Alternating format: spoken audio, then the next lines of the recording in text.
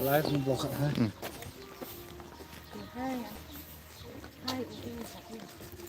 Kin.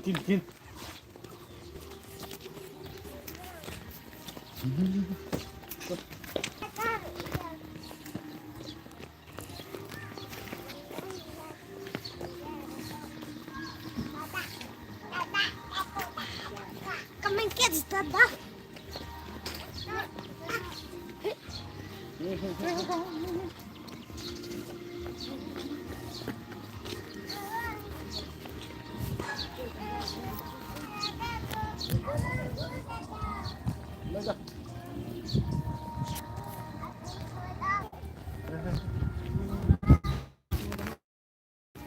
Ida kayak ini.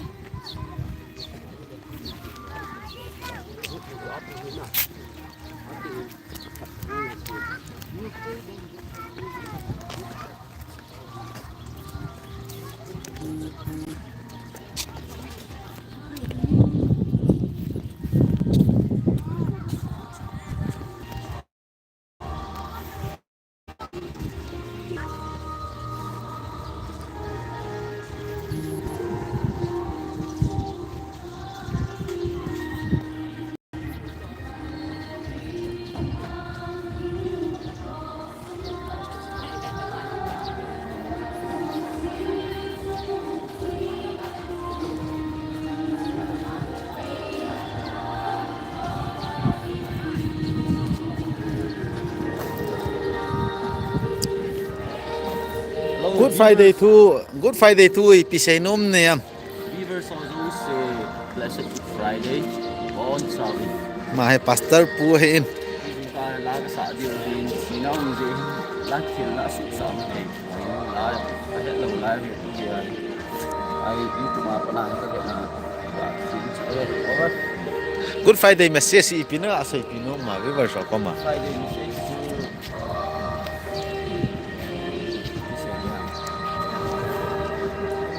Imagine kai su chu ko sa ti ja la hung chi he ya si ki lao le imagine a revival tin ta ne the King share yang ena le pa me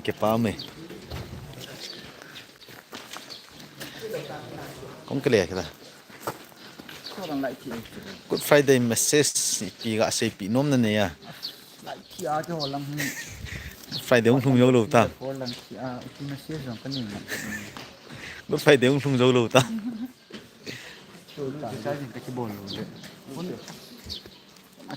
lắm kalang pe ako na Good Friday mga nung pi nom khat to na ne Good Friday si bay sunga dinga thakaw lama ki son pium ta che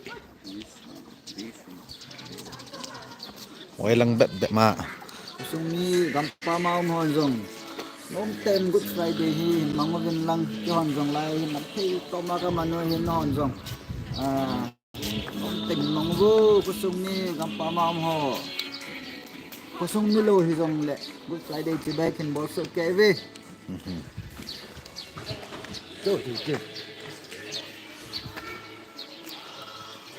เขาเอ็นซุงลุดเตาเต้โง่ปะจุ่มสั่งแล้วมันไก่ดูหน่อยตู้นี่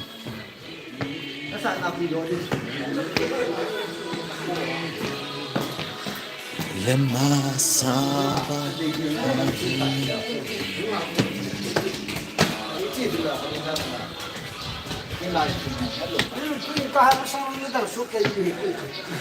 อีพีเซนอมนูมา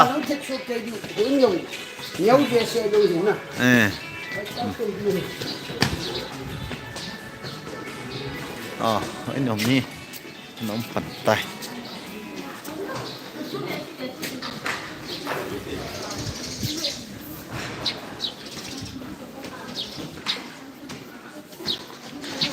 ใครกุนก็เขาหัวเฟรชเท็ดยังไง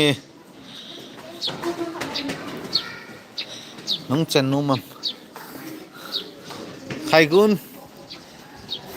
ไม่ต้องอ่ะไอ้ทิ้งใครกุนนุ่งฮัลจับยังไง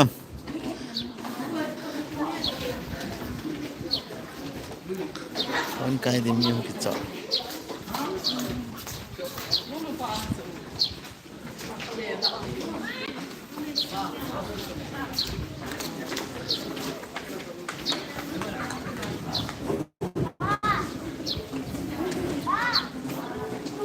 Hai gun in koi nu me he anti. Avetang.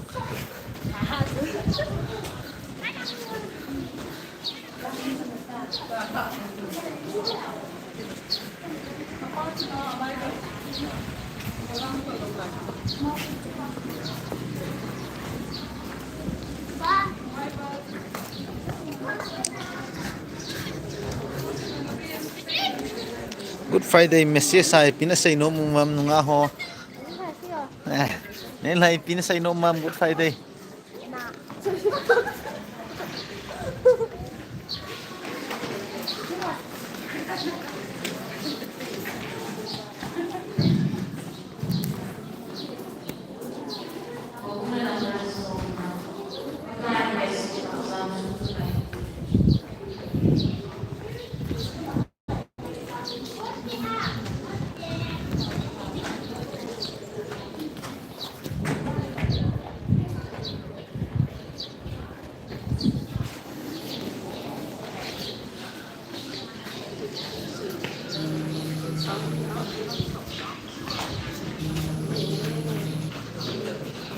Sound on pan.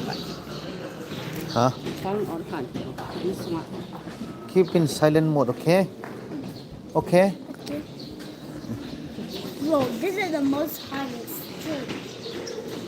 Nên hoilou đi. Whoa, this is the most highest tree. Whoa, this is the most highest tree. Tất cả lệ đi bam.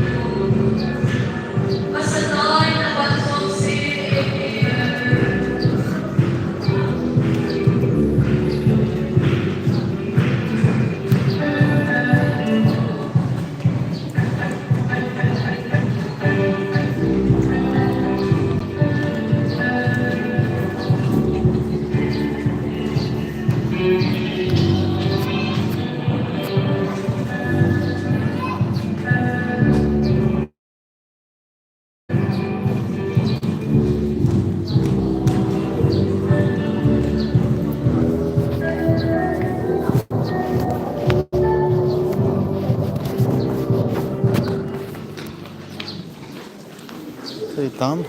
Ha pin na phone khabe ave nge. Na phone khabe.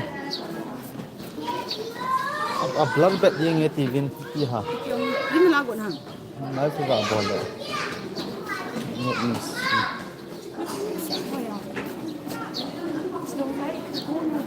Wait. Blur na lai ham. That's it.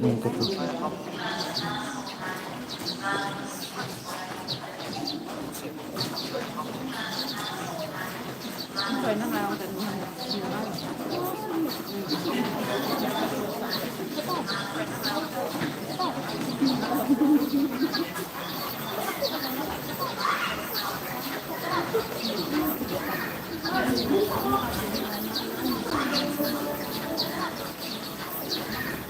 Lớn thật rồi.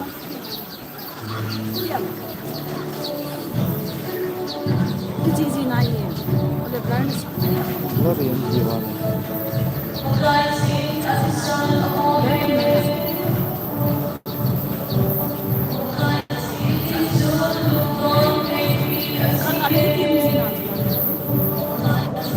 Kaya may kapal ko sa lahat.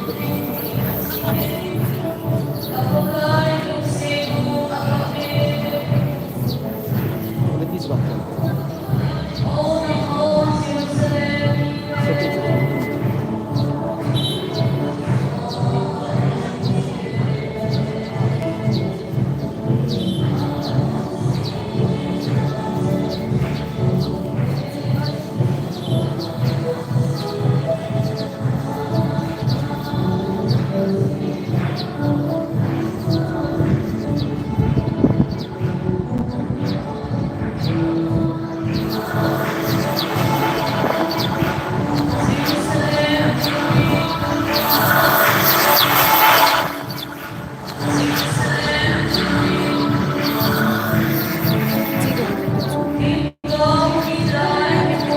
Lớn thật rồi.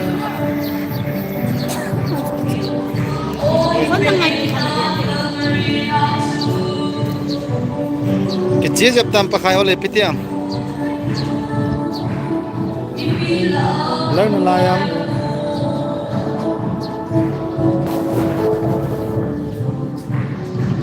Oh, khai gun.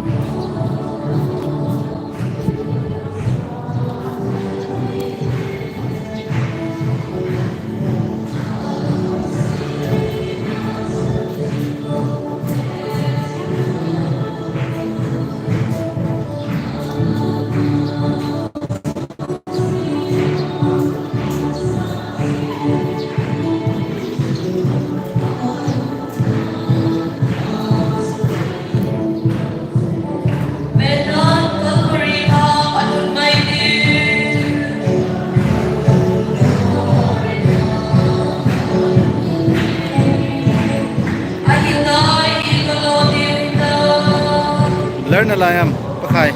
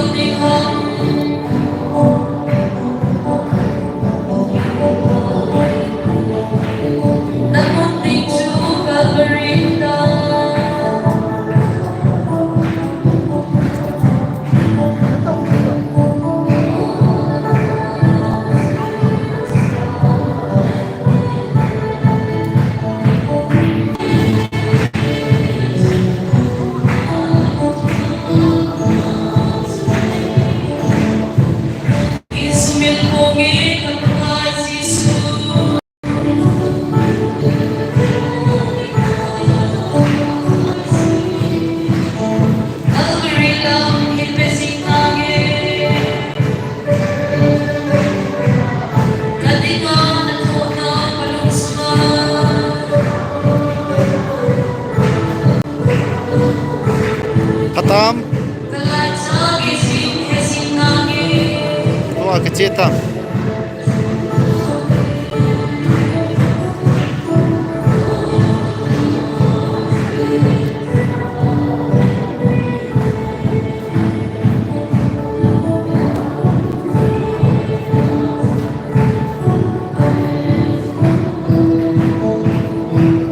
Có thể stian này thì phải lòng akicheh ta để guys.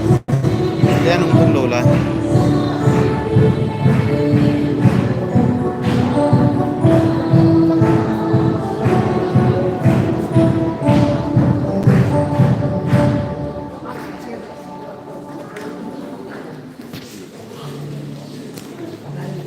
Không thăng khởi, không khởi gạo không tiện.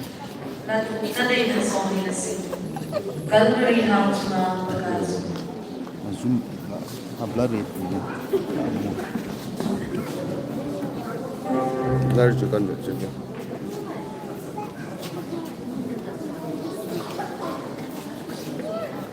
quality của con nó hơi sửa đó 아, 주인아.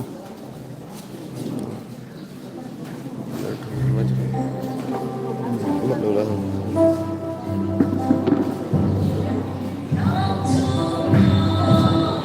cầm cầm vào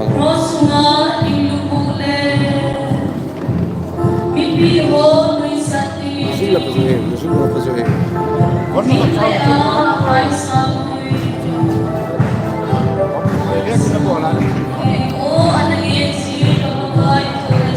Ông nào lấy ông phải ở quên tiêu ông thằng. Ông lấy ông phải ở quên tiêu.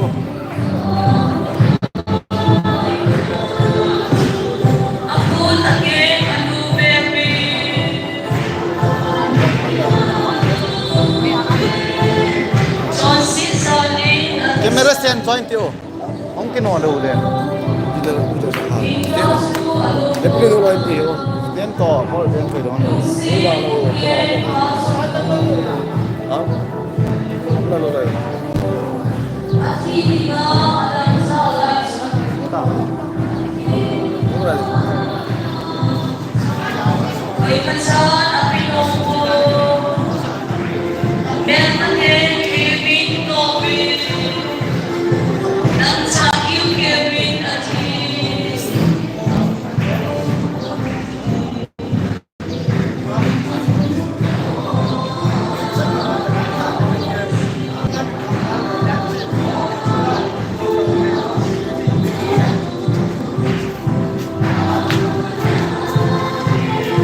Taona cinta, guys.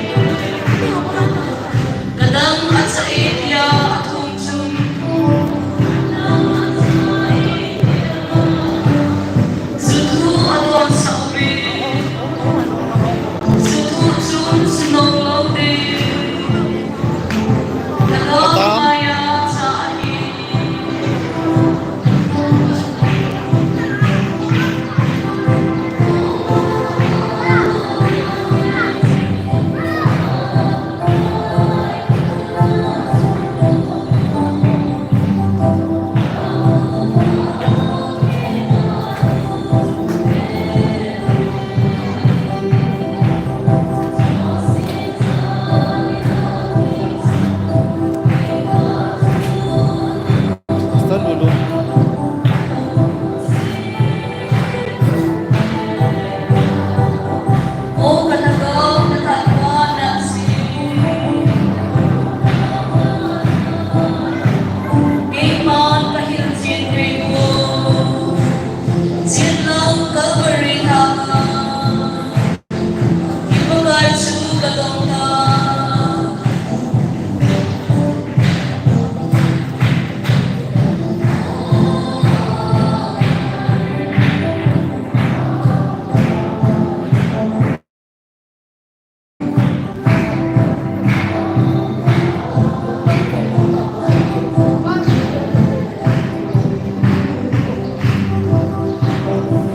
Plastik cel tam.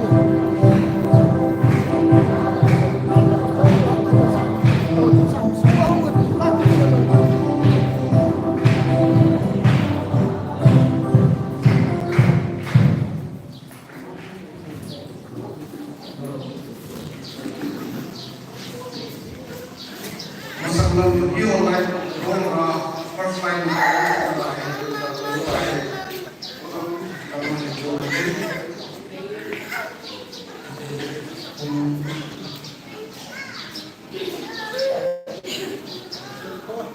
masih taufin kayak pun saya yang sudah recently holiday in TV on Sunday before pada Tidura kayak Homla Cumi kita cari Sunday itu kita di Covid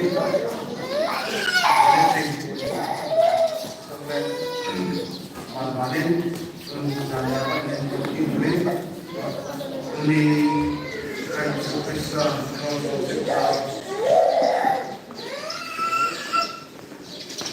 sila kinatulong ko kaya din ko kinatulong kita musik yang religion orang Haipi ini orang Haipi kayak mana ini jika kayak mana di orang Haipi guna ini kata Date 18 April 2025 Good Friday jika kayak mana Speaker Pastor kayak hoilou Angwan Bible Chang John Song Naku Chang Kanapat Chang Sinding Ngak Kim Leke Kipatna Aisak Devin Christian Nanandor Songek Segi Kekiamin Jisu Nanti di Kolotin Kipatna Taona Mungding Kim Lam Chairperson Women Society Wasai Nabung Haipi BYF Lieutenant Lupi Speaker Pan Sayyidiin yang sakdewi Soviet Negeri Kaisar Dewi Wan. Jadi ini tahu jauh ini bukan oleh Vice Chairman dan Chairman Haipi seperti jitu dunia jika macam di online ini ada program akhir.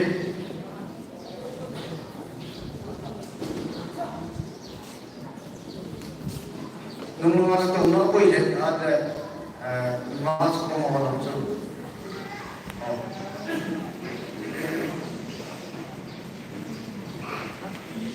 Jadi kita sebutin tuh, macam semua orang yang sangat sendiri, mungkin negatif kan kemudian.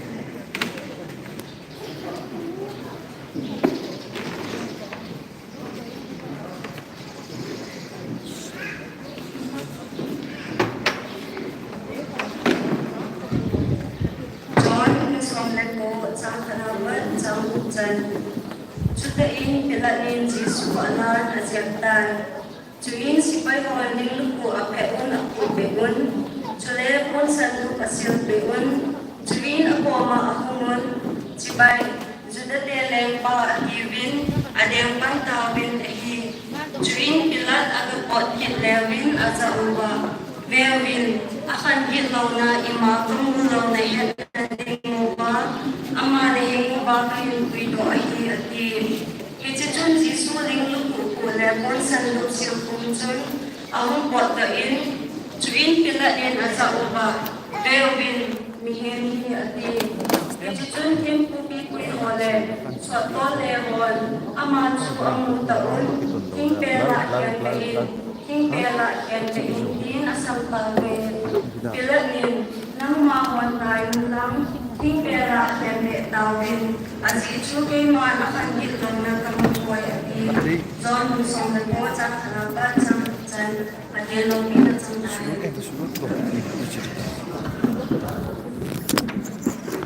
Rom Christian number Soviet segi kekiaran Jisu nanti kisah. Din bikin lagi tahu nanti. Di dalam ini sampai.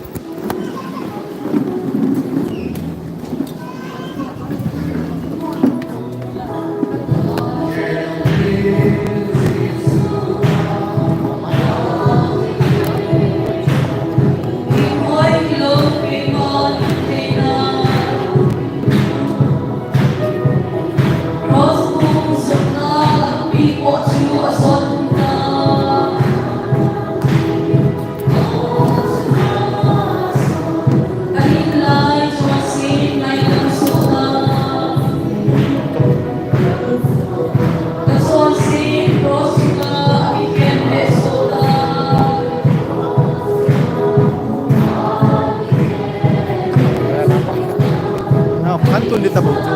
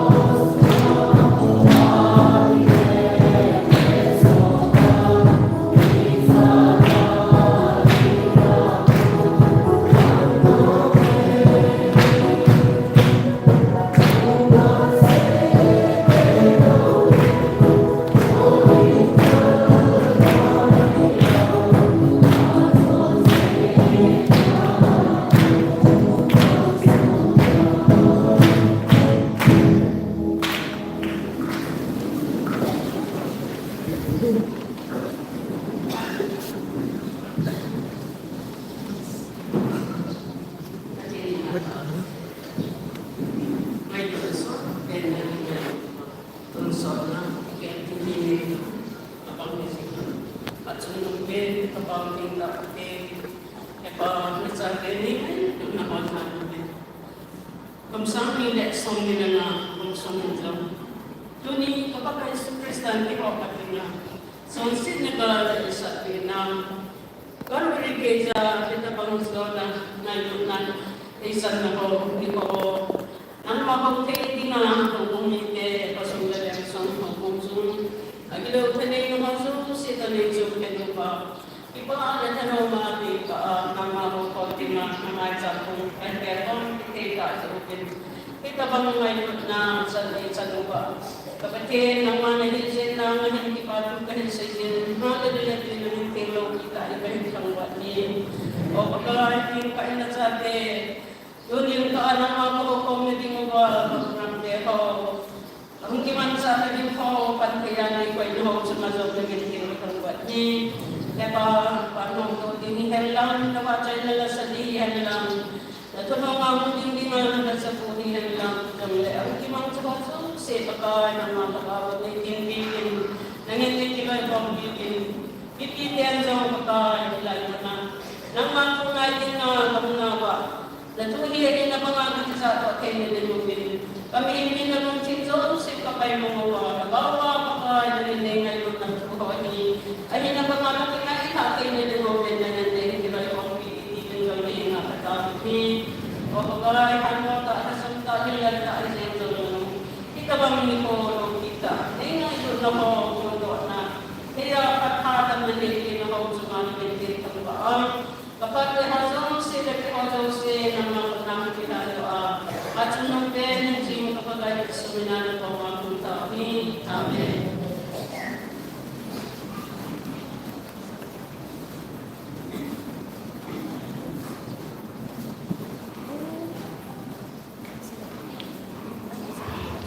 Amen. Kurang lanjutin. Kaya bertiwa saya lalu diwaya oleh sebab samsun unung kata ni orang tiga melakukan ini sehingga tuh kayak kita lain karena taona ini taona ini taona kita kita bersul untuk nilai luar semua ini bertiwa saya Good Friday lah tempat bisa follow dengan kendok dirihin bisa rinjul mau lah maidu bilang na follow bilang untuk bilang lah di lemak tak bisa follow dengan kendok itu lah saya kalau dirihin itu net sama dirihin tun kedua saya kelas ini dua yang pertama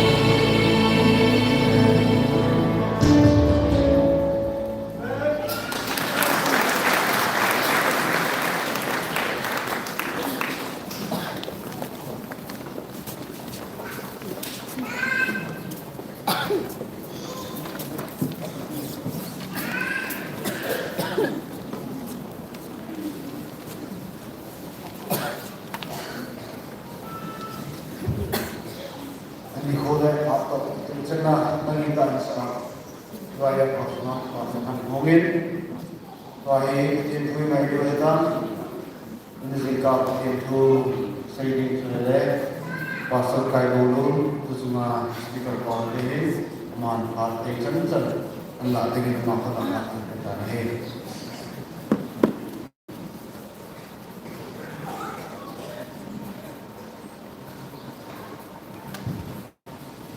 On Jamin Good Friday Ukupa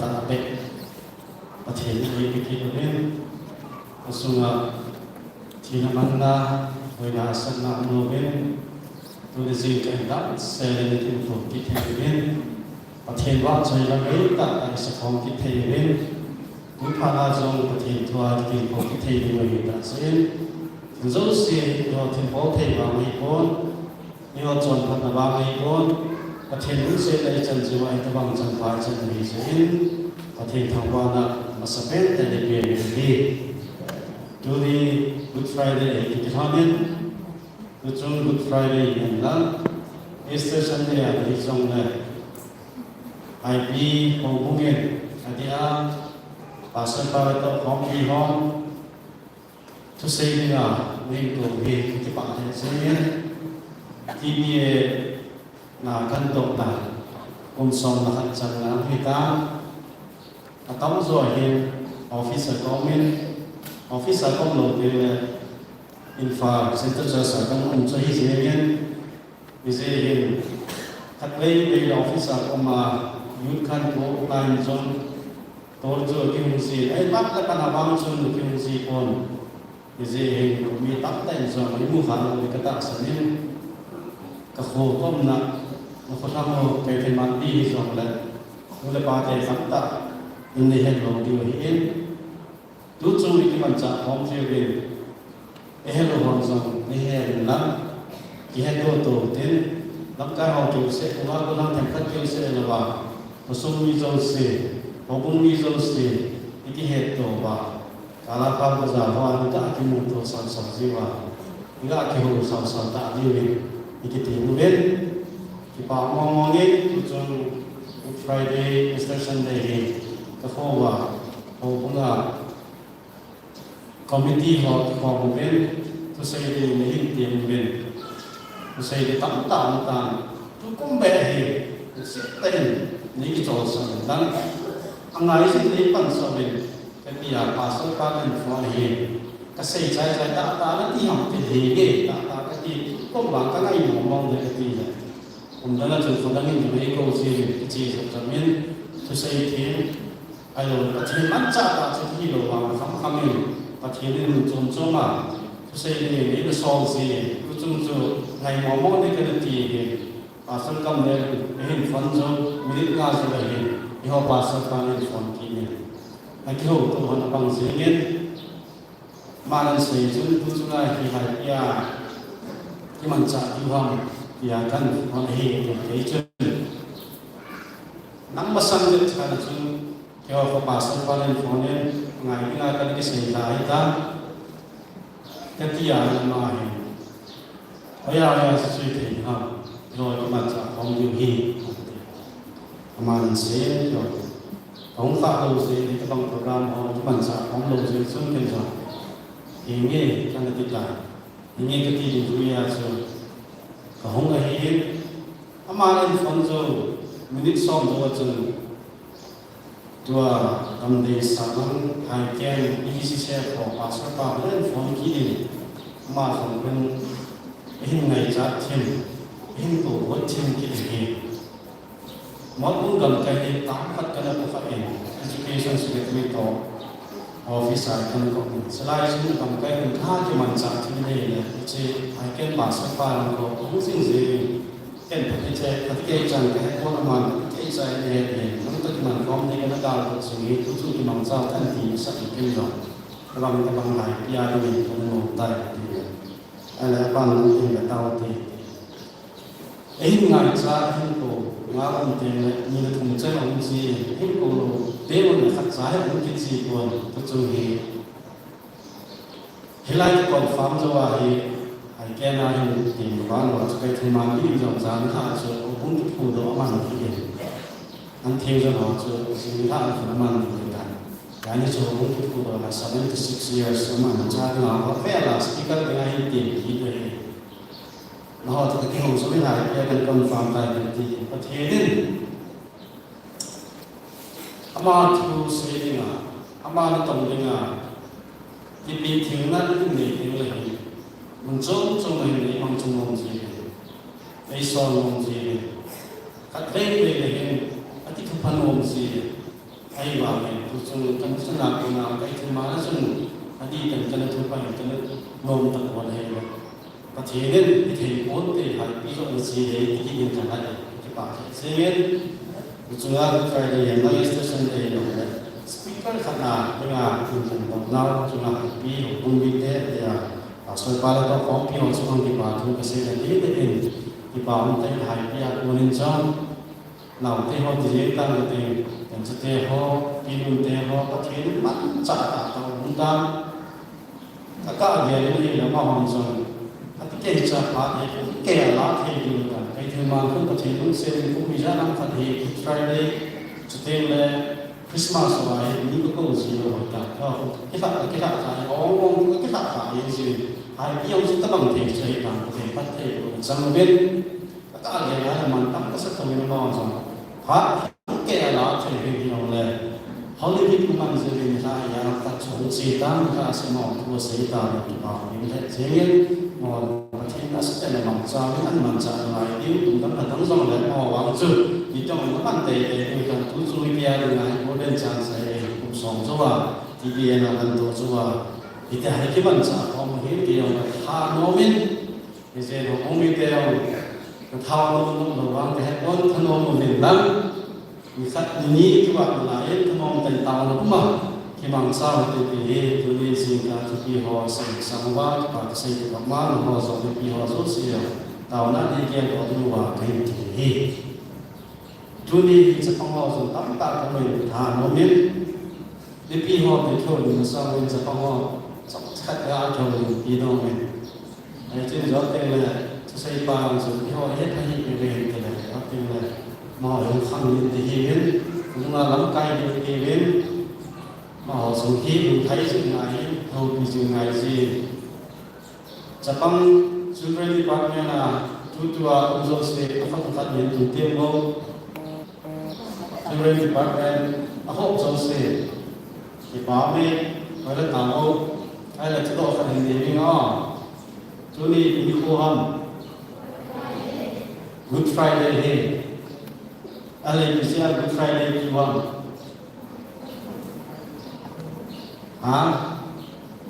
Bisa Good Friday kiwam tumi. Asin sih mau sang cepang ho. Bisa tumi Good Friday kiwam. Pakai isu isu kasia he. Jadi sekarang tu adalah guna cina. Mình nó vào thì mình bằng sao lo rồi có cái gì số khác ra cái phần này tôi đi Good Friday thì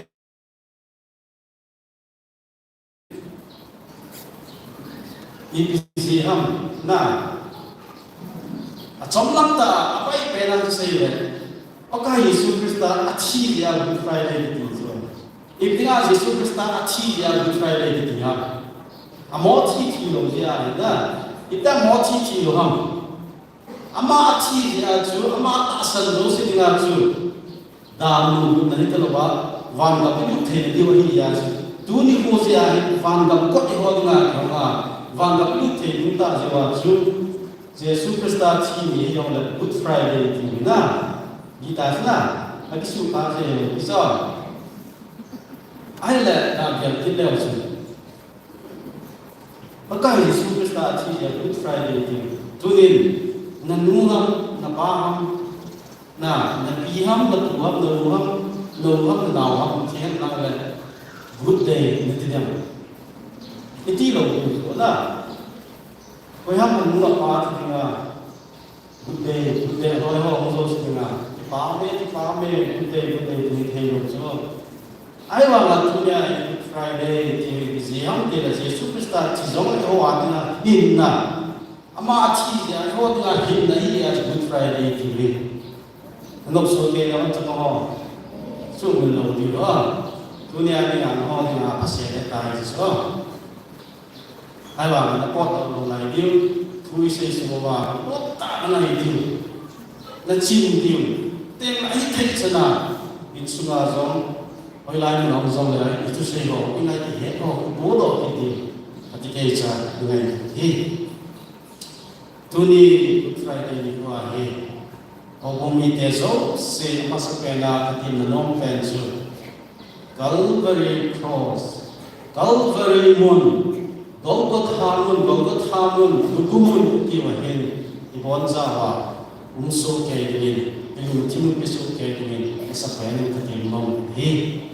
zani ni muslim ma se tu dain ipi minu ni ta ka bin thiu ni kin de ni zan ha ke ko me hitabang nge asu tu ni ang pakai Jesu Krista ni chilai na hi athilo ko me ti ngai tu sa te mi thilo tai to khom te ni yung tim ni tabang am mu te ho pa te ho inu ham ipa ham icha ham yu ham ina ham achi te le ilung thim ni ta banga ham ilung ge ni ta banga ham ilung thim ni pe ge la imi ta i pi po nam chi na chi te mi to te ni pi ge lo kam ita bang nge inu ham ka ipa ham ka chi ya inu ina ham ka su ham ka chi ya le chi na i to wa ingai tu pe se ya chi ka hin suri imusanga ipasanga ipisanga ipusanga tupi zo to Yesu Krista tu ni athi ni hin ama lo ko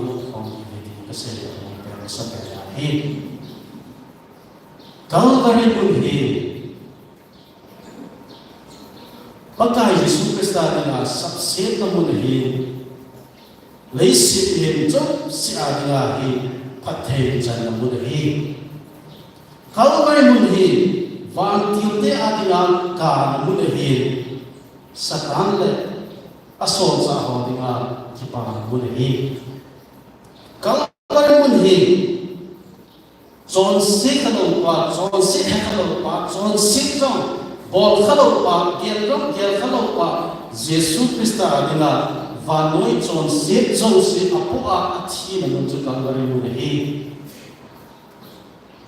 Calvary mun hi thiam ka ho ahlo le prophet ho hitabang ni mung ding hi ya ana sei zo si 99% buithum na mun chu Calvary mun hi Calvary mun hi pathian chapa chang khat se ane pathian ke loilo ki than mun chi na mun zo hi Calvary mun hi pathian chapa chang khat se ane ije achapa Yesu Krista ata ha mun zo hi ni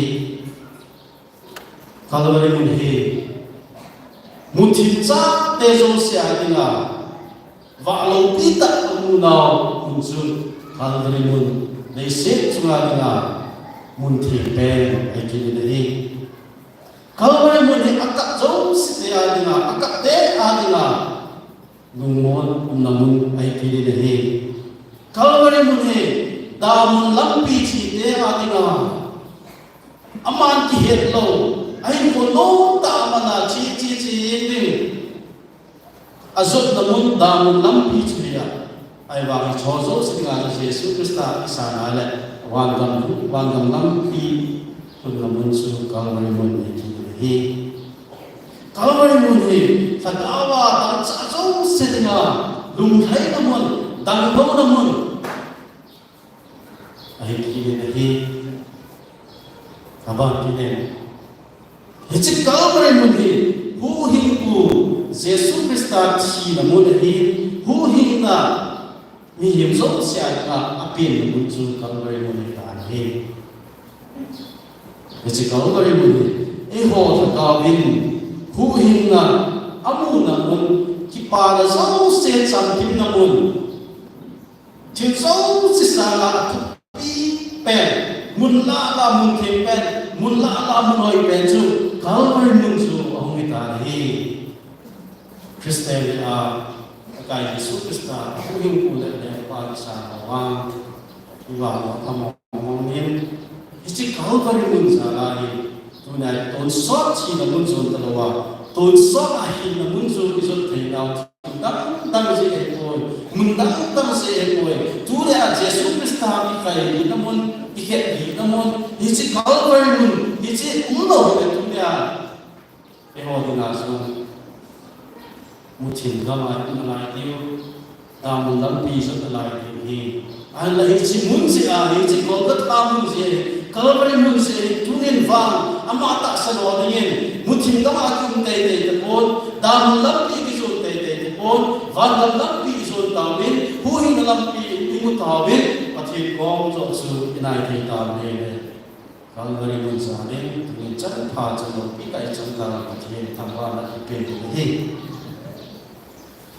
Zang na in pakai an zon ko in tuni hi Jesus Krista chi ni ko ket be ni ko zani ha pakai an zon ko cha wa chu ni tin so mam pakai Jesus Krista phat zo hi lo chang zo hi lo ama hi tutan anga rom si pai ho ama lo ba Jesus Krista hi tutan anga apu yo hi asai hi deto za anne no khabola apol chai so so wa he chupakai Jesus Krista tutan na mun gup lam se na hi tutan a lu nai ta hi ichi tutan na zong hi za ni ne ki bolin ama sa pe religious na men ba ni civil ko religious ko za na ei ba chi Israel tu sima so Rome tu sima Rome na maso kai bachini ki zana tutan na ki bugut ngai lo ai bangin maka Yesus Kristus zana i tutan na luna apa na tu chung tu se ba tu hi ki dan chung pe hi ai la ka Yesus chu ki bola sang pe ta ba direct ta chi na chang lo ba tutan na chu ngai kho ham asi ma hi chong hi APC yang ti ala tutan no lut lo wa zang pe na rom se mai ho ham ka chu cross a khet de wa atha ong po wa le atha ho chu ko ho ham rom se mai ho ham ai lo wa Israel ho ham ai lo wa le Sadducees Pharisees ho ham atha pen chu thi mo chang de hi ai hin da hi chi tutan na ama hu na apa na hai thu atan wa chu thu se wa hi le thiết mồ được cho hol đồ đi ăn hol đồ đi ngồi nó khác đi đi ăn ngồi đi ăn thao à này đi cha ăn cho thắt hol cho thì mồ trắng lâu đi thịt ba cho thịt nhu cho thì mồ trắng đi gì à gian lại ta rồi thì tân là Jesus Christ phát trang đi trong này tôi tân là group xe này tùy một vào chúng tôi cái xe chúng tôi cái tân là chú đi bị qua thì bác cái Jesus thịt mồ được cho thì hello Juda de religious bungjuya chu ama hi mi chon se hi athi mo e ama chon se de hi bham pia e athi cha ka ka hi ho in chu ka su se na ni chu nya ka kun do ki te hi ti ama ne ma pa thi di se ya amo he a hin la rom government bungjuya pilat te ho loi rat te ho loi a chu chu ho wa athi mo na te cha ka mu no hi ahir ka suta ate ma hinta pam hi ati ya azol penta pilalin khot ki soma ajung thu ke man amit mo na athi mo na khatcha kamu bon hi yong le no ho se in zuin tuni ket dingin utawin kapat sakta athi mo na bang kamu boy ai ma na ho nge du zuin tunya hi mai ket dingin in thu tan ta hi Hese pakai Yesus Kristus ket be ina piladin an pi do zo ga hin in su kana hong si pa pu ta wi ni chin su he ne thing ko som ni ke lang su le le Pretorian akiti le hi in ka Pretorian akiti ka men te cha chun apu lu ta wi pakai Yesus Kristus ahilo win ako banta hi Nanti pun suami segi, jangan suami segi apa macam ni itu tu community. Kita ingin gambar itu supaya orang Yesus tu betul yang sudah apa itu ni apa masih pai so si form so kezun sudah apa sih tu apa tahu pun sandu asil kita lagi. Itu insulah tu apa itu tahu. Amas tapi nak apa tu ham telah pakai Yesus Kristus apa sih itu.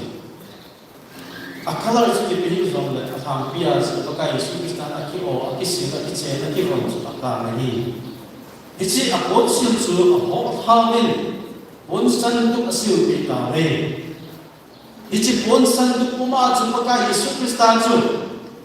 Itu nak ni panwa. Ayatlah apa lupa. Tolonglah apa lupa. Itu asul nasata.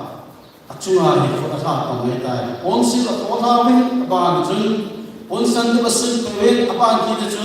Lingluku acunga lingluku aku kita ni. Anak hiking zosi. Atau lalu zosi. Itu apa ni? Itu betul yang insu itu apa tahu ni. Apa kini pingpingo apa kini adisu saurin apa kini bozda telen pa sibai itu apa kini jika sit komel apa kini ayuwa fovin agen tei jana atau hak tei jana abol wat resources ayu azon ata asunga zon mazo seju atau se dega alwa pa ek to sana ni abo wa azo zona insunga zon ama pun lagi dalam hati pemasu, tak pemasu, ama pun tu asyik kita bawa. Itu betul yang insuka guna tu. Tingpela, kita dengar kalbari, awalnya Golgotha, Islam insuka mereka. Hei, insuka guna tu kan kita akicheh nawa, abawa, ahilong nawa, abawa pakai Yesus Kristus cici. Insuka guna tu anpui do kita bawa, kosa kita dengar anpui do bawa. Lampi mil kat leke kilometer thum tabang he lampi ya hinso tabang abo an ko ta he ket bet dengan pakai Yesus Kristus puye dici kosa ket bet di chomcha la se kila kosa ket bet he William Barclay se la chun ain pando he Persia te hin Ipijia kosa kebe Persia kenen patong kia ele, ichi Persia kenen pati kat ale ege, amin su omut seti, ichi omut dengan selesai ompi asukti uhe, omut dengan selesai ompi asukti jauh uhe yang le aconsi ham, ayo ale, ichi government tupi naksa lo ale, selesai pati na dengan asukti uhe siasu. Koi ma leisi cuma thal ding leisi to khasa dawa force cuma thal ding islai na chi sa ding ti Persia te an si diwa ama ho to da an tong son si chu leisi na that dawa cross ma ne tha si hi aban ti chun Africa akarthas ti kam ho hin si ti ben ama ho bahan chun Rome mi te Rome government hin an si ti ki hi Jadi China lak cross lagi kita asam pen, acung pen, itu sama sanjol umlo kita. Persia tadi itu apa China dengan Malaysia kat dau kita, jadi kau Malaysia naik China lo ding, cross asal China itu China apa naik, mungkin ya. Rome tadi itu nilai tu Yesus Kristus yang kau itu pakai Yesus Kristus yang cross kita dengan tu ahin punya tadi. Cukup John bunga jansi yang lalu setelah Matthew John, Mark John setelah Luke John, Gospel House ini setelah makin setelah boleh tetap langin John episode yang Bible ini proses kita mau he akipan cepo yang bangin kita nanti John kita pun amudan kita mau anjing ini Bible jangan mau jadi kalau depan kita pakai Yesus Kristus itu insulah panahi akhir kuidoa kalau beri anjur he kilometer thum tabang ahi kamlat anjur jangan hamsat kapaputan pakai Yesus Kristus ataksa kita ham atil puro itu nak iham diikan kapoin ata sa hi asan nam pam hi fitna le chisaki hi agi da hi ke ji som yen ya ki hi ama aput cross tu dici Pretoria insua ko na Calvary azwa ahin putso agi da chu ke ji zakat le som tu nga hi hati ke jan ga ngai to le hen I jana agi ta jam imi hi la fitna ki wang de hin ke ji som la ki puzo lo hin ke ji zakat le som tu nga chu kilometer tu tabang dayang nga pala Haipi ke hin pulong de chu isan dia hakdem isan dia gente ngomdem Bible la kisi pol yong le tradition ho na sai ni fuya chu pakai Yesus Kristus ichi cross di asabe senen ichi Pretoria ma ko na ahung ta wa an ku na atho to ko ma abo to ko je chu di asabe sen ama hi amuna hun kain thum wei zen hi akisi he Yesus asai ni hi Ise ini dia put jalan beset sejun. Rom si pai mo gin. Aput hu dingin Simon Korean ni kat he nam huin force ta. Pakai Yesus Kristus cross atolang hi hu sa hi. Ana ji beta on sa pakai Yesus Kristus aput na ache le ji Simon rom hi aput hu pe lai ta yong jun ani ni wala ko ti ju. Bible la si lo wa min fin to wa ko min ti ji chu ma mo chun ni pyam study a bol wa is lai to mo wa ko na chu ta bang ni ta bang ti ai research bol wa se ti yong ti mai ti ti Yesus Allah be se Yesus pakai Yesus Kristus sa ku jolo de Simon chu nam pu a pu sa we ama ya chu a hu hu pi ki ni hi Simon long chu ni te a se ti lu wa pakai Yesus Kristus sa cross apo ting kilona chi kilona ega chu lel sa ta ala wala kita pakai Yesus Kristus cross angkut sa we jangan kampak kesayin pakai Yesus Kristus ki siat na mongsu fitna ko na sawa among na chu rabala kana rabol mo azu tikoi na tikoi ichi chu ki na Something that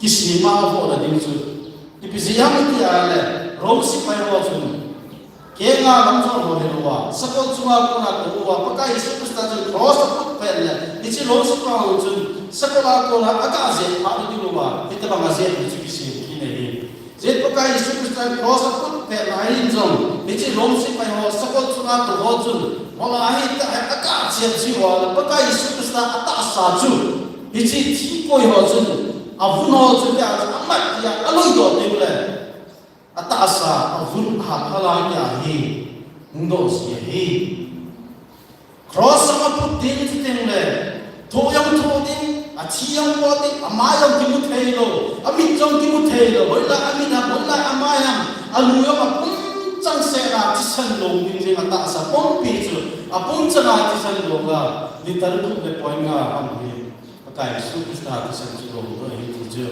tradition lo research scholar wa ko na he thei chu hi ye chu ni chi in sunga ko ne ha sa ta en pakai Yesus Kristus ta a hin pui do wen Calvary a chu sunga zo ata sa a wo wen ni ti chu a phe a gu a lo a vuna lo to en tina a lo wa le a wo na ma ha chu sang na le chi ni so ye je sim do we lo tàu gì giống lâu na in tin lâu nhẹ lâu vài này na cái sai tin cái đại sự kỳ một thế lâu thì các suy gì phát triển chân cả ai rồi là các cái Yesus Kristus ta sẽ xuống là sáng na vào giờ chúng là cái vụ nằm ha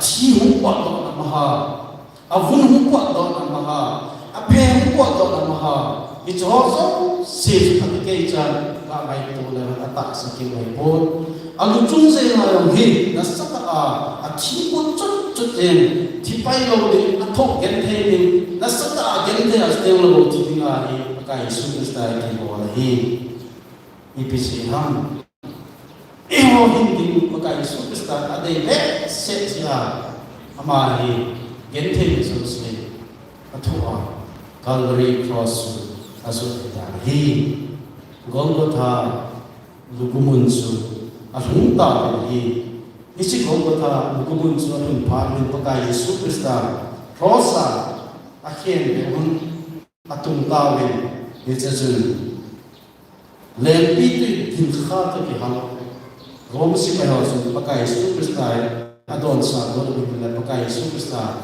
anom on adon taponi ipija hechi lempi to dilkha ki hal so don sa on azi mani azi chi kamti ala rosa chi dik ki chu chi ba e koi get thei ta thok khot se ba ni isa ham ka zole ti si wa ni ni ja ni cha ti di mo chu again thei be se che ba ana be se chi a chu a thok o je da nga chi gil kha ta di hal le pi pi chu adon sa si adon si wa ti si wa ni a chu ti lo ba le lim ke ko a ti ni chu koi ma cha ta thei lo chu tem la hi cha ana be se ta ti khen be zo si a khen de a sa se te te hi hi ni chi tin mo na pakai Yesus Krista he ni chi kin kha to ki hal pi pi chu a pe be le pakai Yesus Krista adon no bon he ni pi si ham ya le ke ma yin ge cha chi ni ye ti ni ani da ken no ho na adon no de ni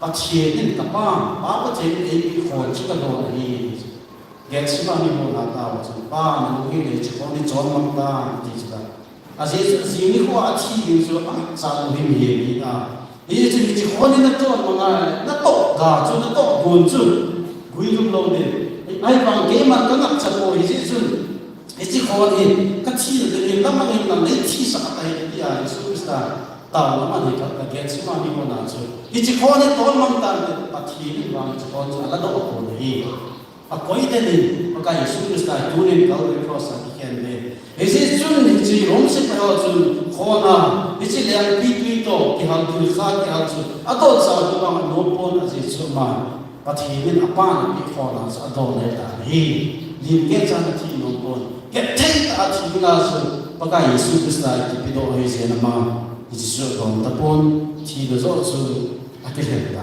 hi cross a khen de win cross chun a tu vin mi zo se lampi tunga avela chi ho zo se sun pakai Yesus chu asam se ven a hello ven a ho ta hi rosa ke pe chun sadusi so zong farisai ho zong ama ho zong a chi ni ti chun pakai Yesus chu a hello ven ho ta ven te mi pi ho zong chu a hello ven ho ta ven ama ho chi le ba le ho sei pen ta chi ham nang ogin su siding ni thum ni a thum do ding pa I bola hai chu na ko lo ba dunia hi khosa ni ket de ham Israel te pathien hi na ti non Israel te pathien hi ala thu hin hum ko min la ki ho zo ni hu do ta bu yam ki ho zo ta san ta ni pathien ni sa al ham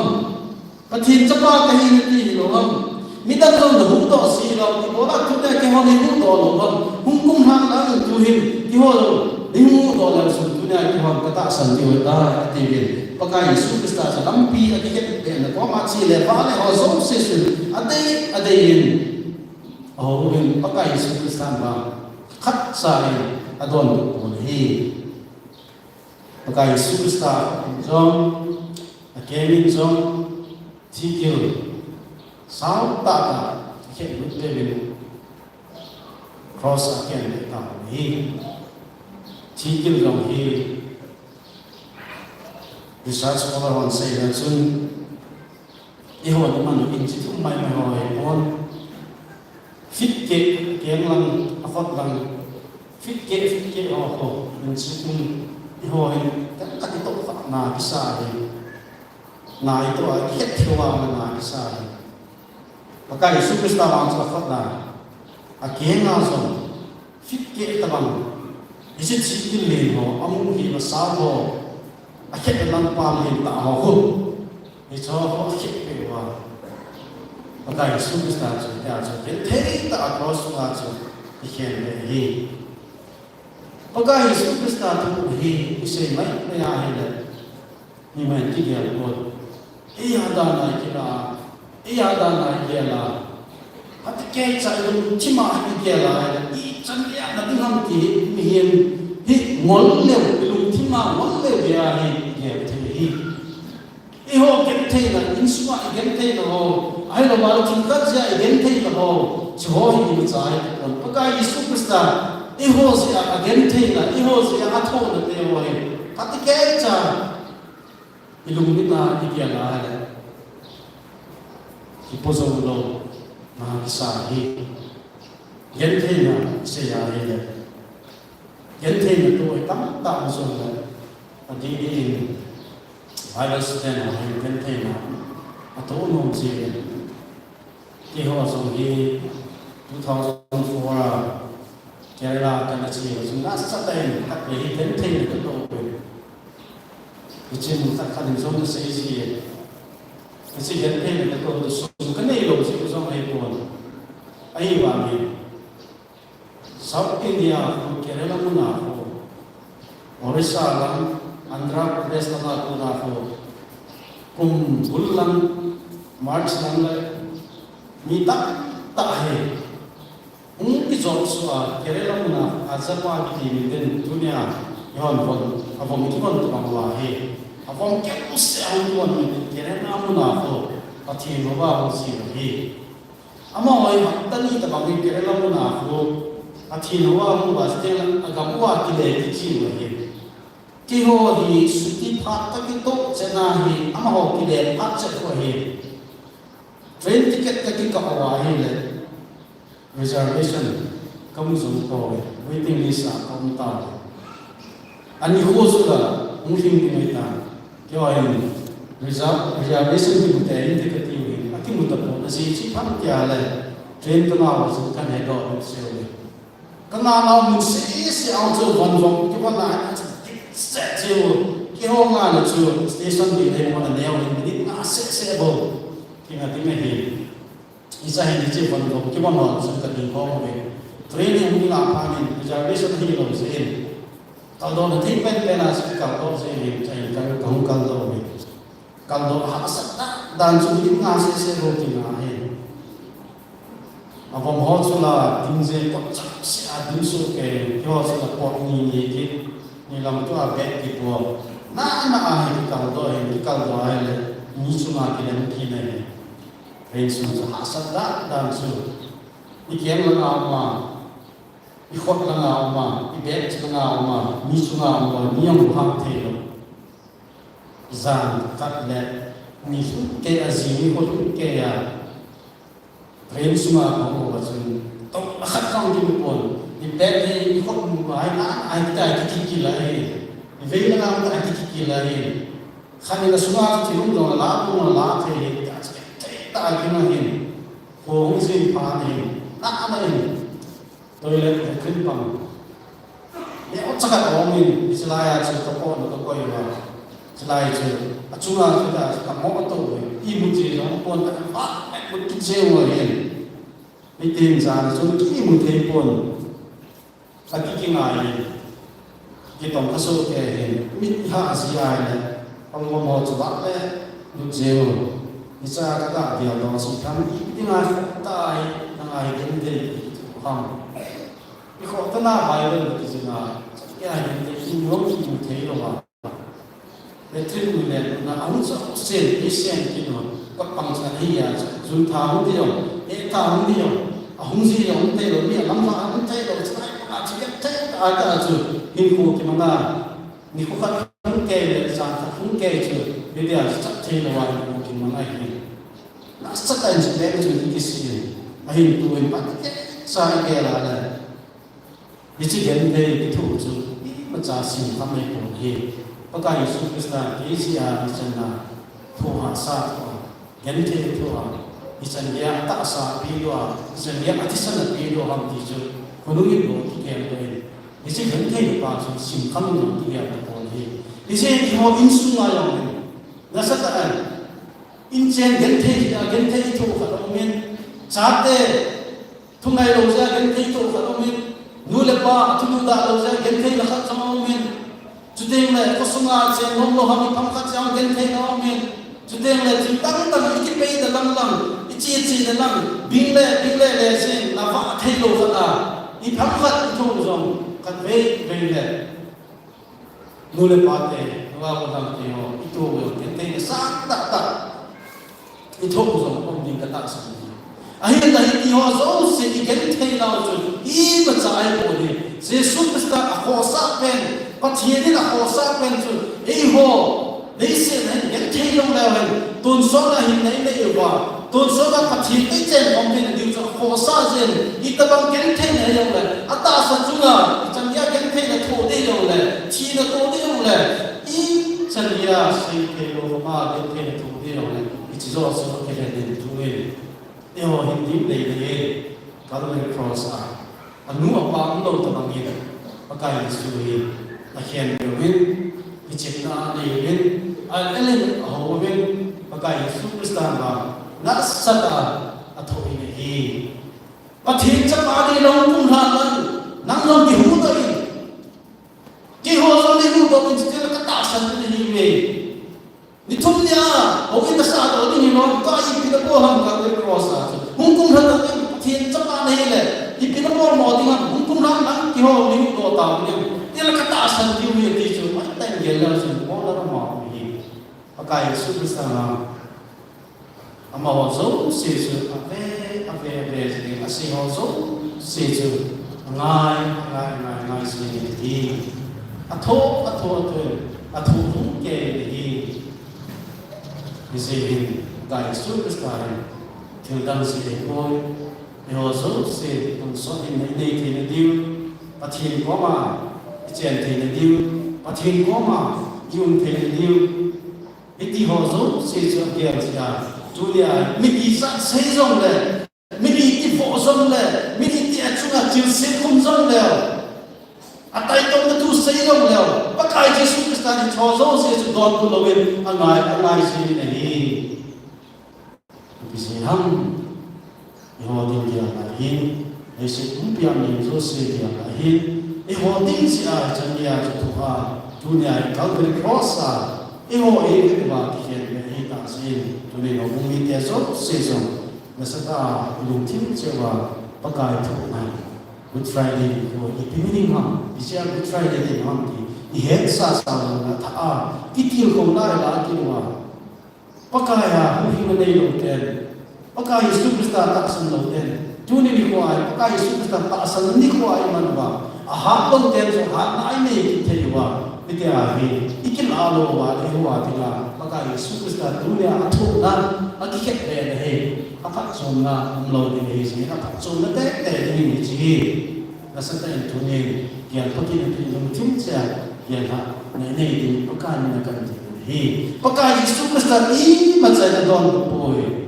a hi la a sei tu zo se an sei chai pa ni Jesus Christ hi akamai ka in tuan se pan la he pathirin dam nei pe wa le tu ni ni ha le pakai Jesus Christ mi ho na sei zo si angai chai wa ama an sei pa ho he tu ni ha le kitil ho na de wa se ta kun ni se in tu sin ka cross chan dia pakai Jesus Christ athu ke sei na sumo ba i sei ki um na pathin ni ngai na mun tin i sei ka ho zo si kon sa wa ni kitil ho te de pathin ni na nei pan phat the e bo pi ki ta hen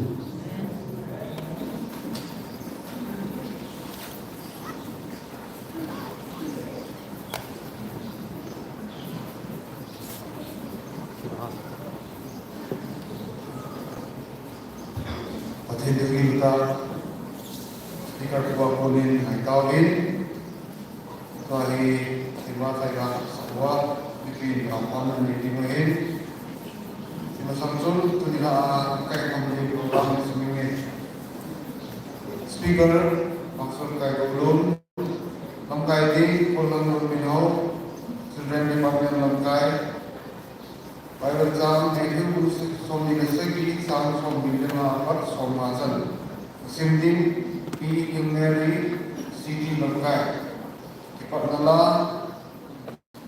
Christian number jadi mes som segi lagi men anamku kipatna tau pi first lamzeki Himar Jasa Women Society pi kendala number songe mengenai segi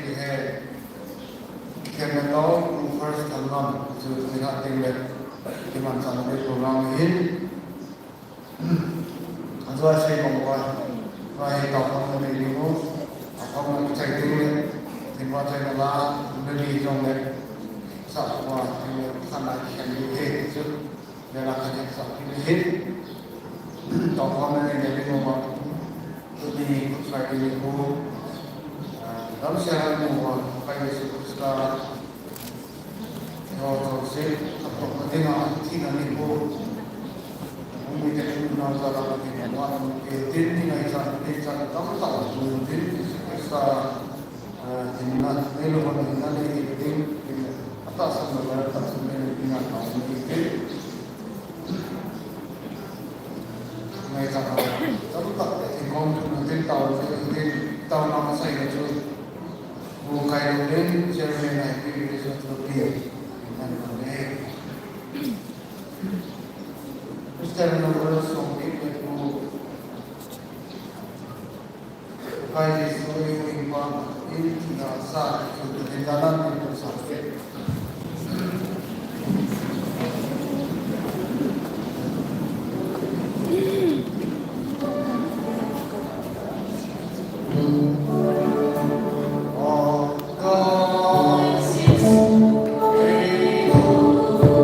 Aku ingin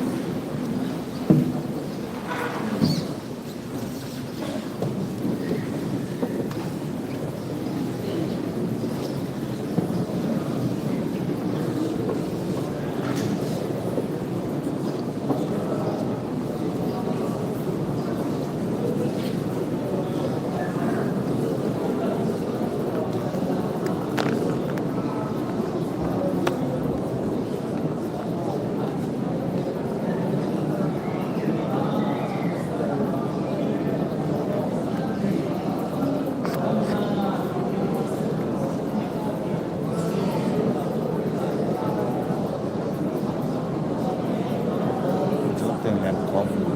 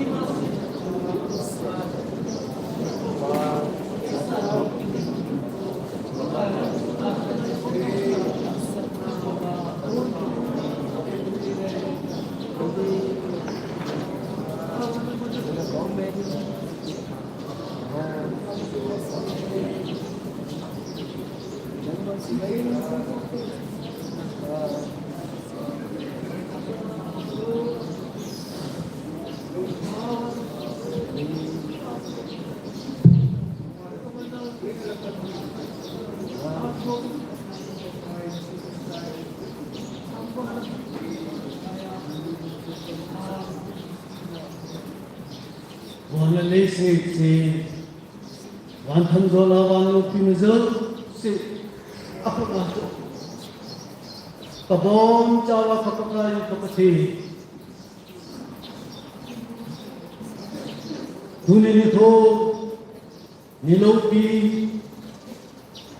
nang ma ka ting wa ka chon si ne zo si cross de apa ka Kyo ti kela lu ti ni ko hichine lo pi baka no mi ten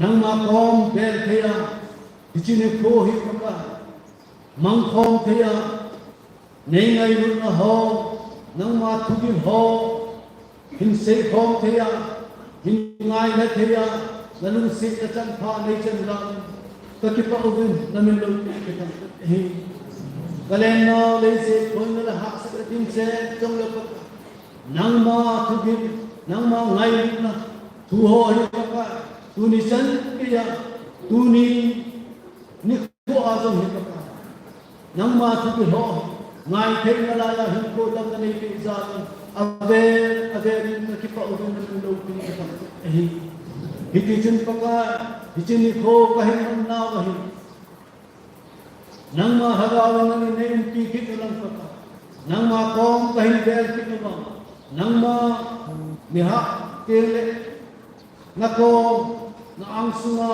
nang matubil kahit ngay kong kit kakasin nang mamunsit na nagawin kipol kahit inaimpi lang paka nang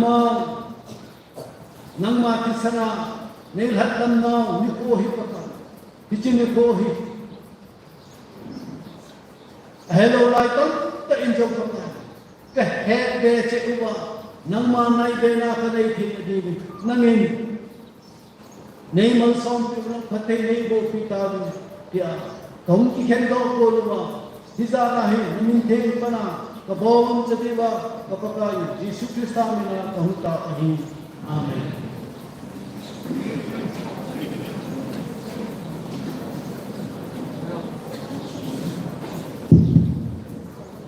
Kodo lo ko tente na ma kodo tin buru kilo tin ke wa thai la la ke sa kom de win tin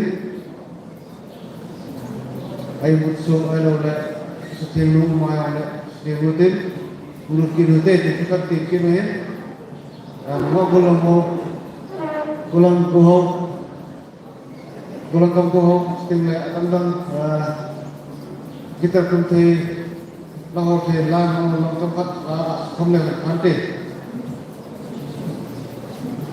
đúng không? Ok các tầng hồ đi luôn em ra được ha lại nó phải lên lắm nó họ rồi sao cái không có đi làm kiểu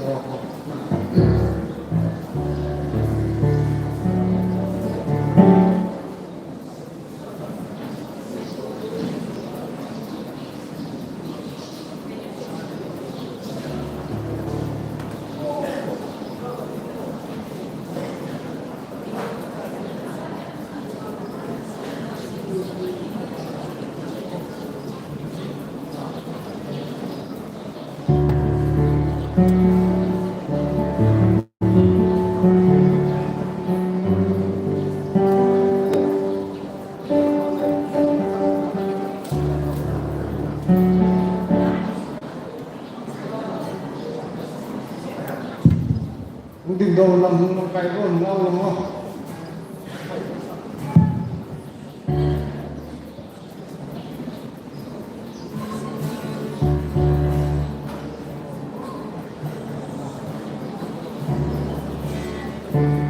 That part number B, so sit good in here.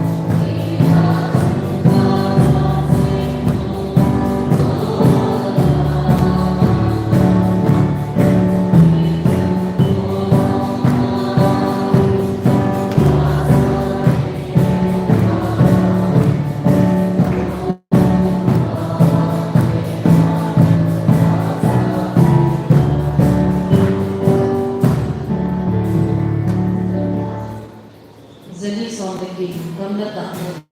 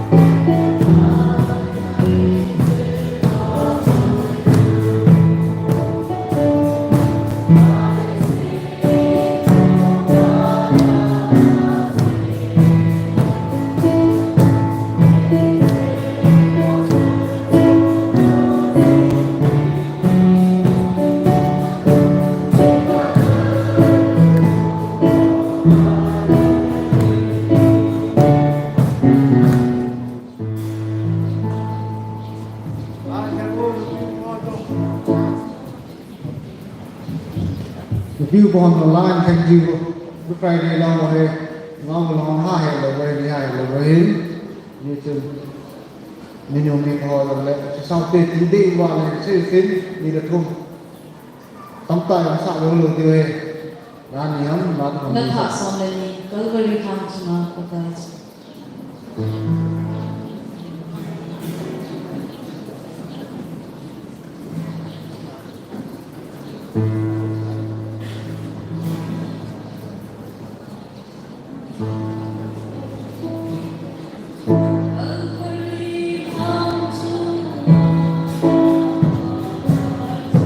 Cross to Mary, you put on. Bibimon, Wisatinim, Tingle ang akal saboy. O ano niya si kapakal ko na sunod.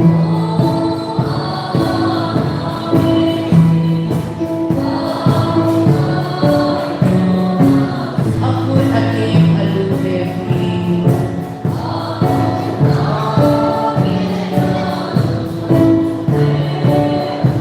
Sonsig salin at isan. Hikang su along doktan. Lusig ingay pasu.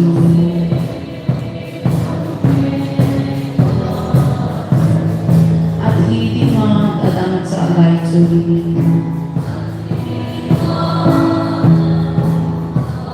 Ako'y matsan at pinonggoy. Meron himilogin. Dang sa agiw-giwin at din.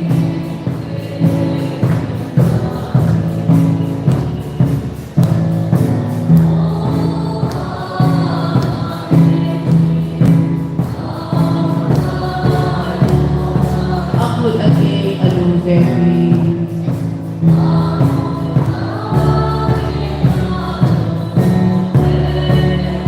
Sonsig salin at isan.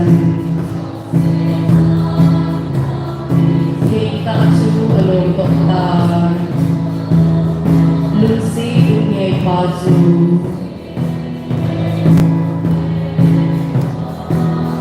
Kadang at sa India at Tunsuri.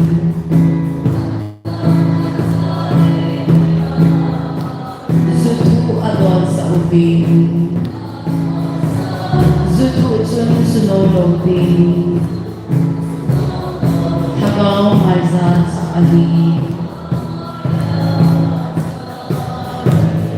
O anagesi kapapay ko na su.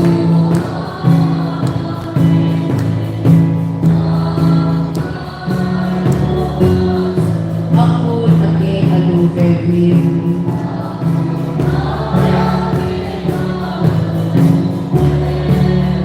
Sonsig salin at isan.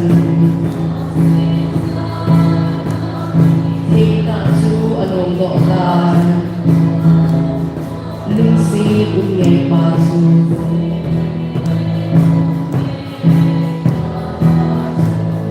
O kakagaw na takpanansin. Kay mga kalinsiti ko. Sinang kalbarhangan. Ipakalsu gadongtan.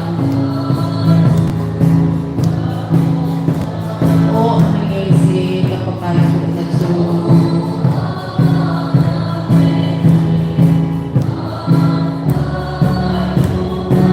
Ako'y aking alubebin.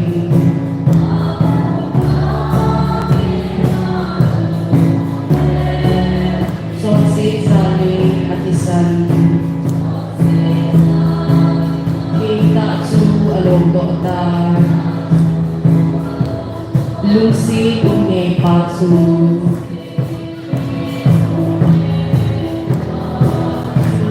At hitimang adang sa alay tuli.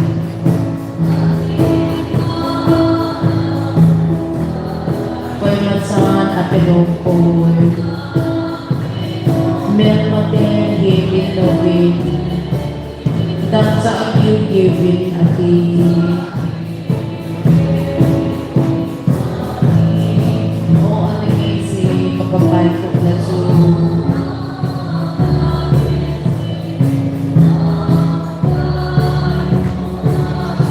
aking alubevin.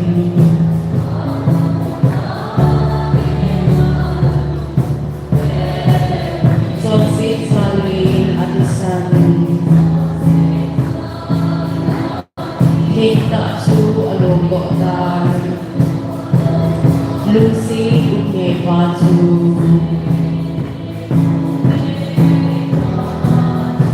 Kadang at sa iya atunsum.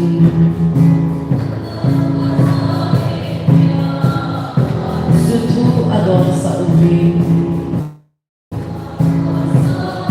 Sutu tun sunog loading. Magaw marza sa ali. O anangesi kapagkaitok na su.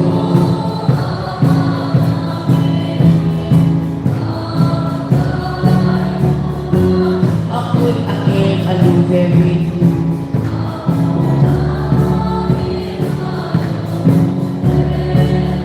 Sonsit salin atisan. Kita su alunggotan.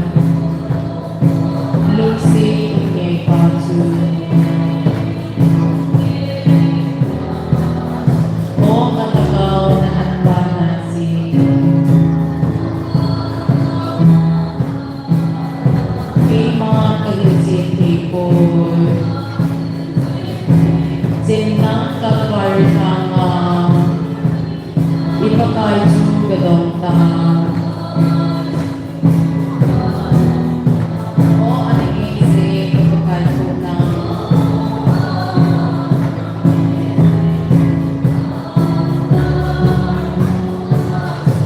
Ako'y aking alubevin.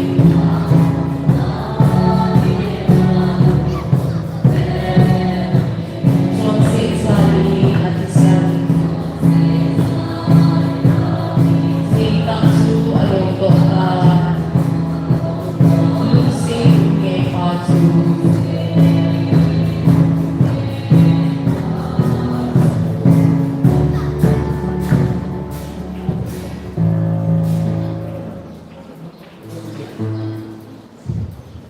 Letak dalam notebook bagi orang yang kita di halau.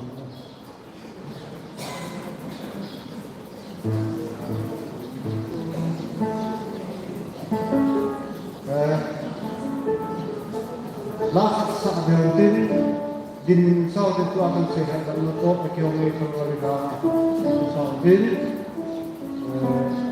mutel na di pemaikim.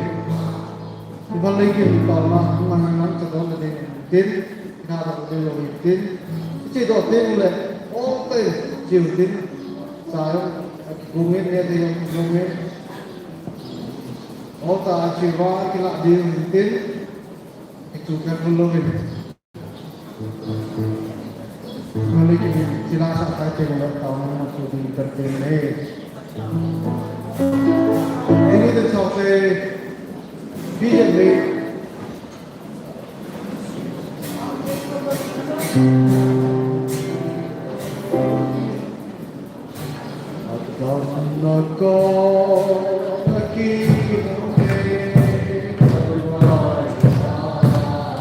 Lundong kay Bible melody.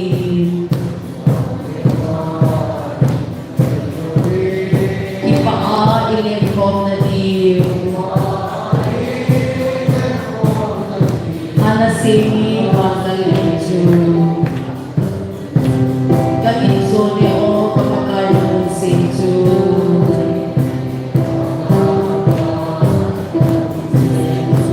Sine lusikan samle. Nanine kare sinsini. Kakakaw na handang puti na kalkaria.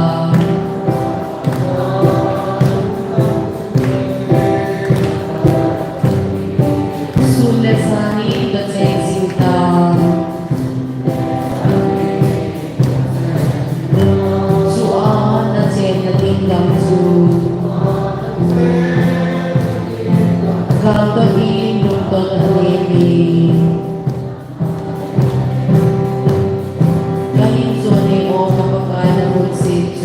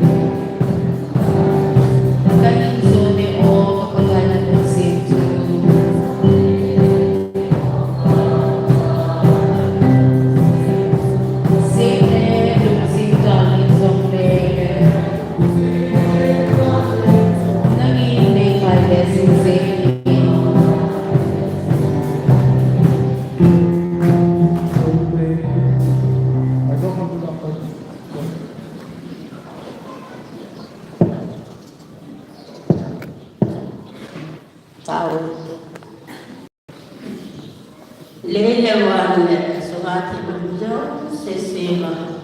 Jinglen na tong hati wala kapag tuni kiti for Good Friday o bumiten mataboy na luwa na makahupo kasako ay konti na alay niyo katipain namin kami Haipa naupunin na rin namin mataboy na la nita singin na tagawatin na jumlah na ipana atate hidin kalaway na pumilin dimon kadawin na tur kisendo katin sa tuwing kon katin sa silong hubungin doon dilay upi kadon sa siwa kay muntiw kayo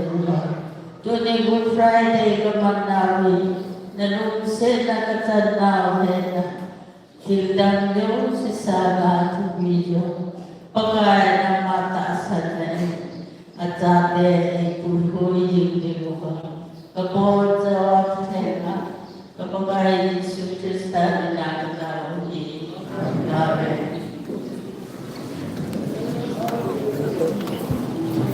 I'm sorry mo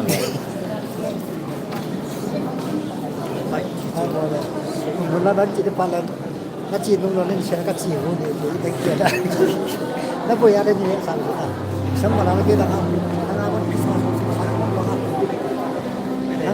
thì các bạn đã chia lại nhớ là nó chúng ta chụp chỉ mà sống mà nó chỉ để sống biết có ai cũng có nó mà chỉ sống mà cái chuyện sống đi cái chuyện này cái chuyện mà để đi là bây giờ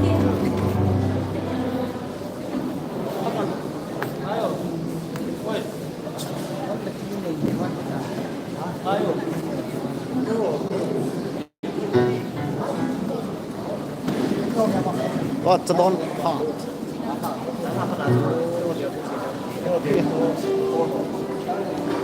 แล้วก็มาตรงที่ดิฉันปล่อยตรงทางจิตทั้งเล็กทั้งที่สุดคนจิตเป็นนี่ขบุนเป็นกี่ตังค์มีเท่ากับมาสุราแล้วมีเท่า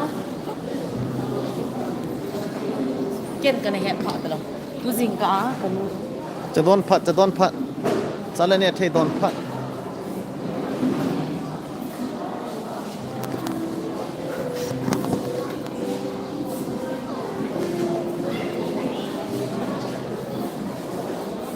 จะโดนพัดเที่ยงพันกลางหินได้หนึ่งไง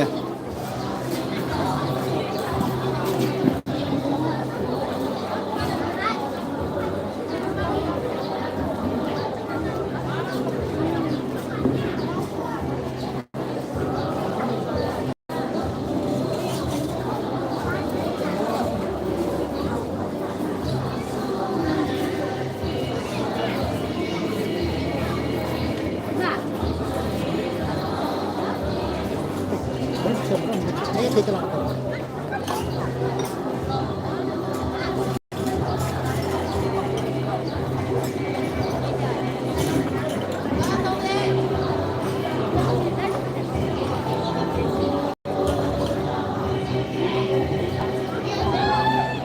วันไก่ผัดและผ่าเสียงั้นก็หิวด้านนี้ถ้าทานหน่อยโชว์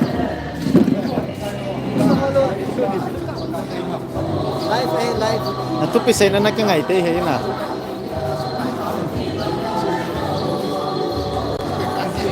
tu pisay na nom tan nakingai te he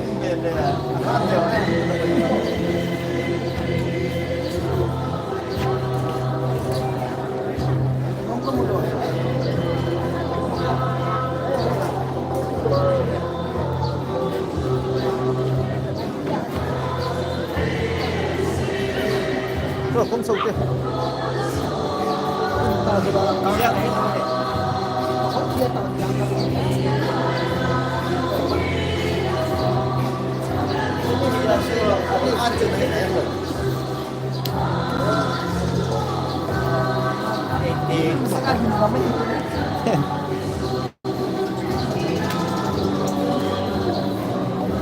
Ini tahu bang lela tu di sini mana itu.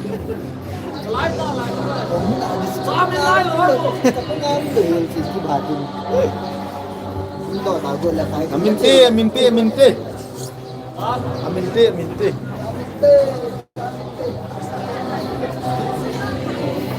Agak cái thấy riêng người về ngoài này thêm mi hồ mi nó tia mi chỉ đồ lại tâm mày chỗ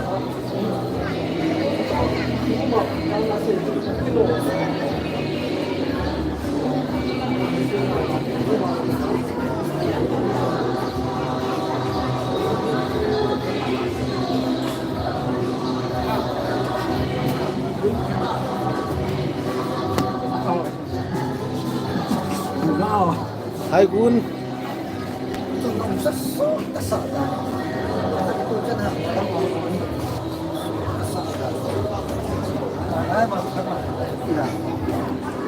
coba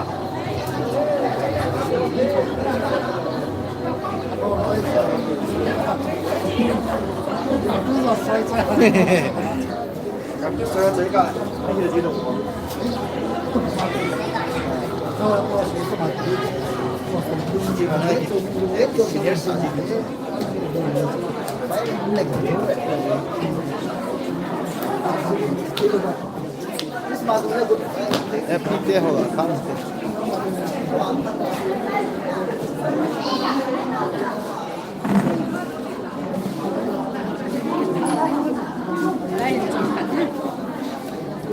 Masunga tesi ni ho.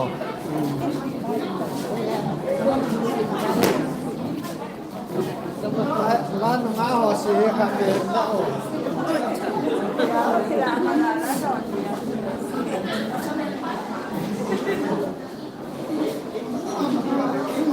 Tutung Good Friday nom na sanam pi. Saya paham macam ni. Minum biasa je. Kita bang kita macam ni lah. Mayang kecil.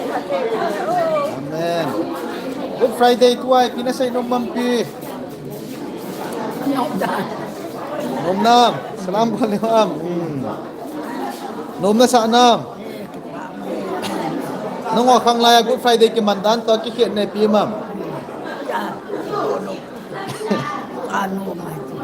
To anom na. Lai chi tin na man jiu. Nung wa nunga go than laya chu Good Friday tin na man jiu bam.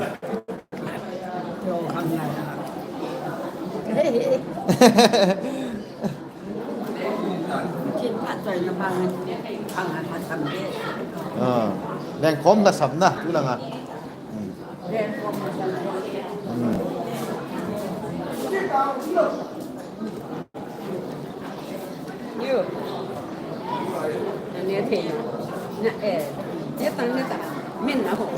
Hôm nay sao nam pi, Good Friday, nay gel tới ta bằng nam.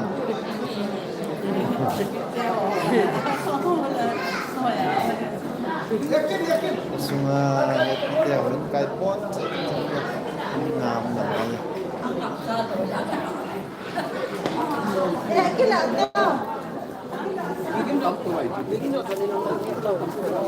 Ni belum nam. Apa yang ni nak ada ni kita. Ha, pada. Ini hompa.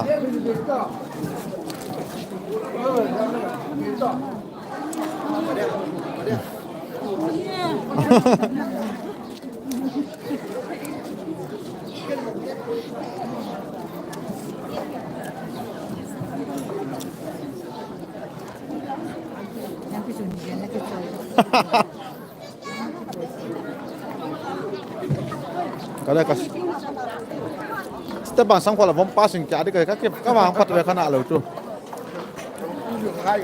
Hi Zairu. Say hi. Hi.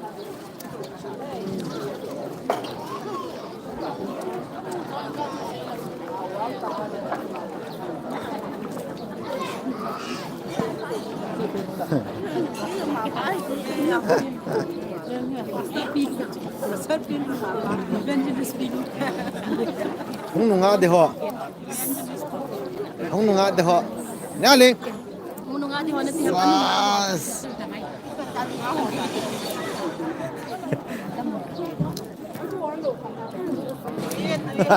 Good Friday shot.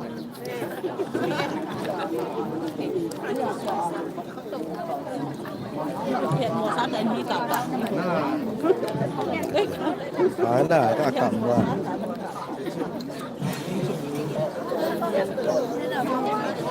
không cái chuyện họ còn thế đó họ nào Good Friday ai. họ sẽ mấy cái Xem phát na lấy người ta nó cái không cái kiểu. chuyện ba cái gì đó không cái chuyện cái gì không cái chuyện cái Mình ha bắt về tao tê. program phát âm là khắc sung lô này thì vậy Không có có mang. Hai, làm beta. Nè.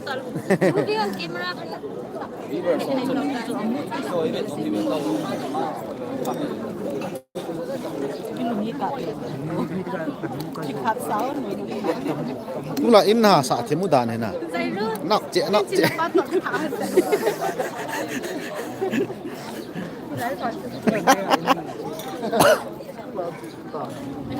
Rehat mam ho. Oh, rehat mam ho. Kenal si ho. Usunga tu petan nunga akan. Haipi ucula. Anu ang cái lò ni về yang.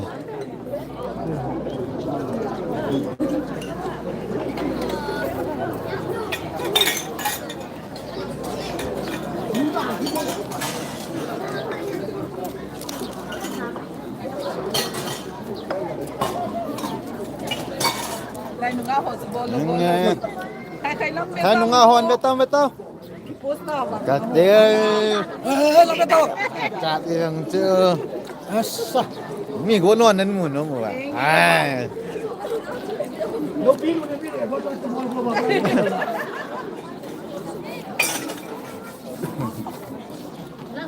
Hai.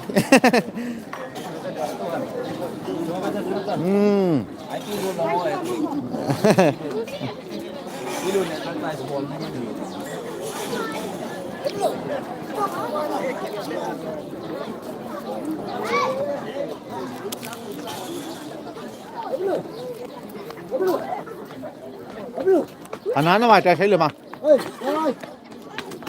hai cái đó họ nào chỉ tụi mình cái Chả hai. Một mưa cho đón cái thằng thấy yên đạn này.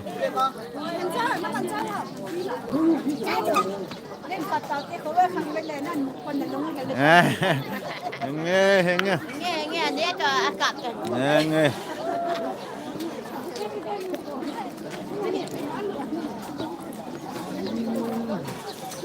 Good Friday feast. Friday chẳng hạn. Ấy biểu chứ là.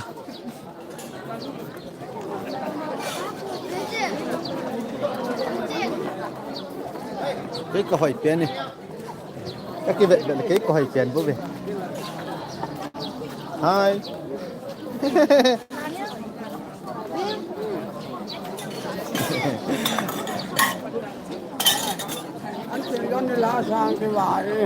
Anh chỉnh lên. Con nấu lên ạ.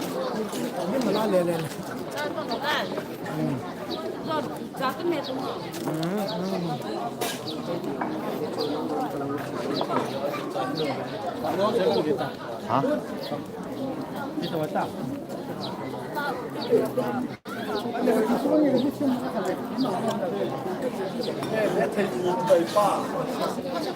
Pino say no mua tu tung Good Friday tu ai.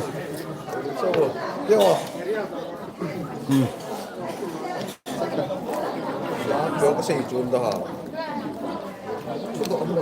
Đã sao thằng gấu tu. Cả đó đã chứ. thằng có năm bé xe mà Gấu tu nán. Gấu tu nán thì.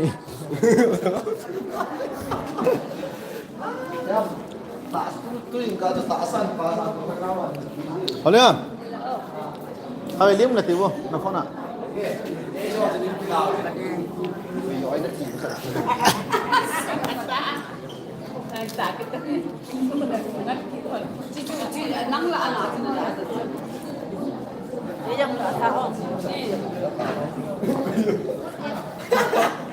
Yo le he dicho hoy me está pasando. Cuando cái tao pin nóมันlý để nó chun. Cuando tôi không bị thăng bé bé đi. Này. Kipat đó cho hạ đi.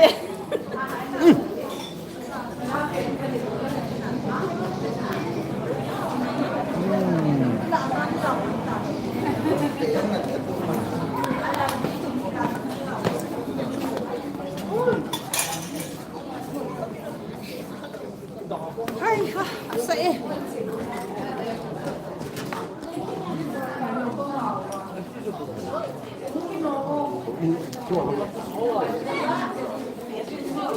Ok then guys, nothing that not become life stop lah.